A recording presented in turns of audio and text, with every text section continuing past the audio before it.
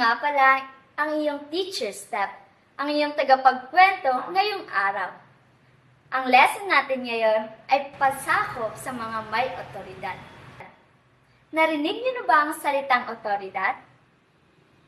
Noong narito si Jesus sa lupa, madalas siyang maglakbay sa iba't ibang lugar kasama ang kanyang mga disipulo para turuan ng mga tao tungkol sa pamumuhay sa kaharian ng Diyos.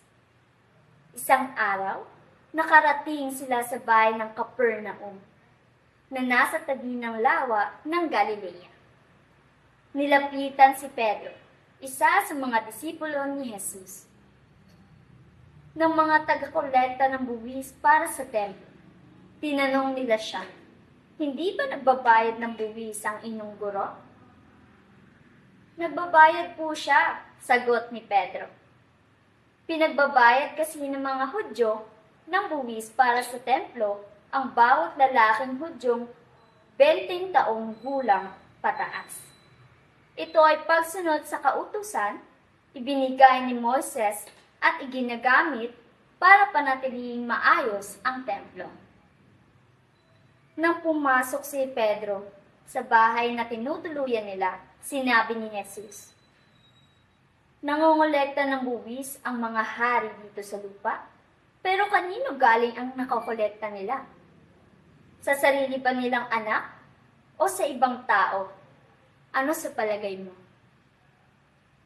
"Ibang tao po ang nagbayad ng buwis," sabi ni Pedro. "Kung ganoon, hindi kailangang magbayad ng buwis ang mga anak ng hari," sagot ni Jesus. Pero huwag nating pasamain ang loob ng mga nangongolekta ng buwis. Pumunta ka sa lawa at mamingwit, buksan mo ang bibig ng unang isdang mahuhuli mo at may makikita kang salaping pila. Iyon ang pangbayad mo sa buwis para sa ating dalawa.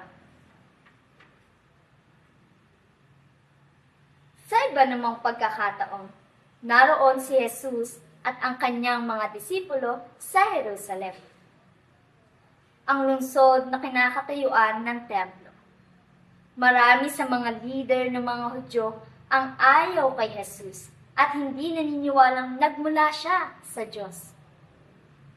Naghahanap sila ng dahilan para ipahuli siya sa mga opisyal na pamamahalang Romano.